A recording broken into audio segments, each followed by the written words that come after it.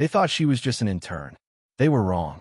This is the moment billionaire Marcus Chun realized the girl he fired 3 years ago was about to become his biggest nightmare.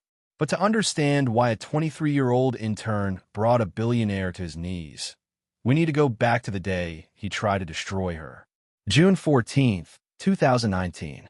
Sarah Chun, no relation, walked into the headquarters of Chun Industries for her first day as a marketing intern. Top of her class, full scholarship, the kind of kid who color-coded her notebooks and showed up 45 minutes early. She didn't know that Marcus Chun had a rule. He never kept interns past 3 months. Cheaper to cycle through new ones than give raises. Sarah was intern number 7 that year. She was also the only one who noticed something wrong. Week 2. Sarah's reviewing expense reports for a charity gala. Billionaires love charity galas. They're tax shelters with better lighting. She finds a $2.4 million consulting fee paid to a shell company. No deliverables. No contract. Just a wire transfer to an address that doesn't exist. She prints the report, highlights the line, walks it to her supervisor. Probably a typo, he says. Don't worry about it. But Sarah does worry. She stays late. Cross-references 3 years of filings. Finds the same pattern. 18 payments. 47 million total. All the companies that dissolve within 6 months. She doesn't know she's just documented the largest embezzlement scheme in her state's history. She also doesn't know her supervisor called Marcus Chun II she left his office. Monday morning. Security escorts Sarah to HR. On the desk, a box of her belongings, a termination letter, and photographs. Photographs of her. At her apartment. At her parents' house. At the grocery store. The letter says she's being fired for theft of company property. It says they've documented her suspicious behavior. It says if she contacts anyone about false allegations, they'll sue her for defamation and report her to the police for industrial espionage.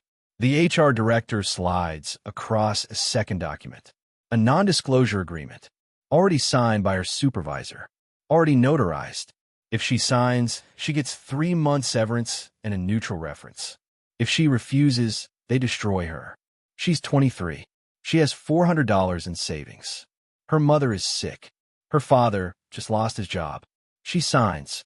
Sarah doesn't leave town. She can't afford to. She works retail. She sleeps on a friend's couch. She deletes LinkedIn because the neutral reference somehow keeps turning into would not rehire. 6 months in, she gets a letter. Chun Industries is being investigated for charity fraud. The IRS wants to talk to her.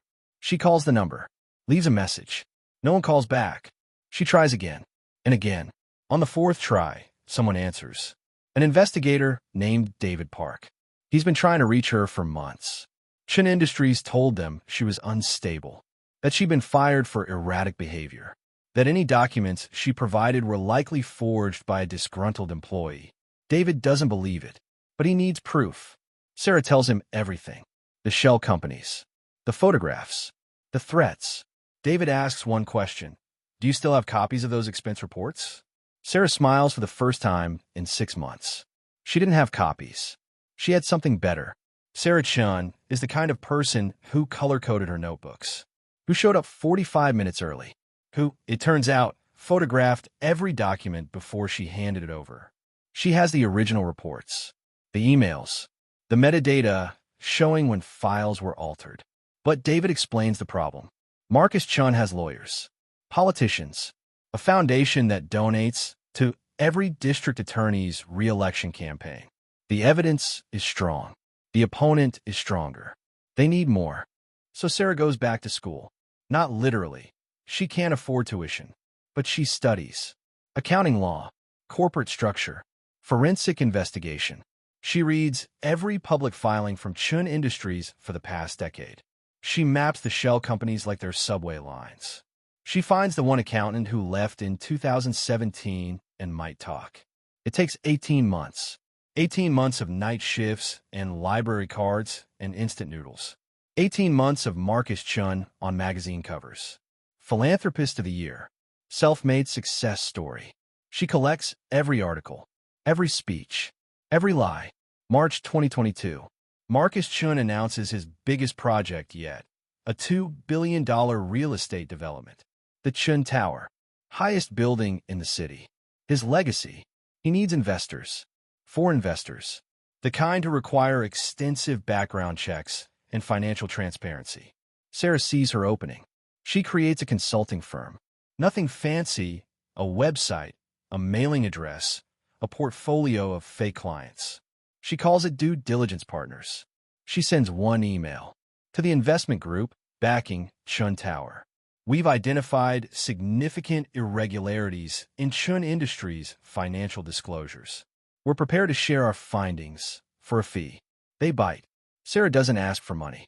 She asks for access to their due diligence process, to their legal team, to their forensic accountants. She gives them everything: the shell companies, the embezzlement, the threats, the altered documents. She gives them Marcus Chun, wrapped in evidence. The investment group pulls out publicly, citing unresolvable concerns regarding financial transparency. Marcus Chun is furious. He calls his lawyers. He calls his politicians. He calls the magazine that named him Philanthropist of the Year and demands a retraction of whatever they're about to write. But Sarah isn't done. She files a whistleblower complaint with the SEC. She submits her evidence to the IRS Criminal Division. She sends her files to a journalist who spent 3 years trying to prove Chun bought his first company with mob money. The journalist publishes on a Tuesday. By Thursday, Marcus Chun has resigned as CEO. By Friday, the FBI has raided his offices. By Monday, he's been indicted on 47 counts of wire fraud, tax evasion, and money laundering. The trial takes 8 months. Sarah testifies for 3 days. She doesn't look at Marcus once. He looks at her constantly. Marcus Chun is sentenced to 14 years. The shell companies are liquidated. The charity Gallum Money, what's left, is returned.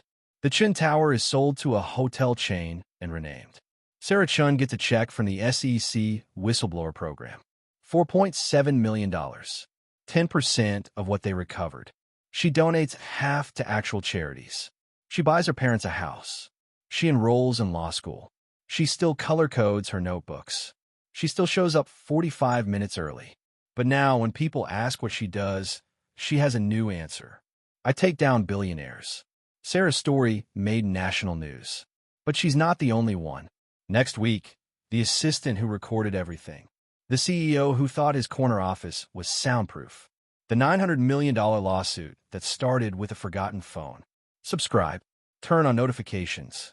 And remember, the intern you ignore today might be the one holding the receipts tomorrow.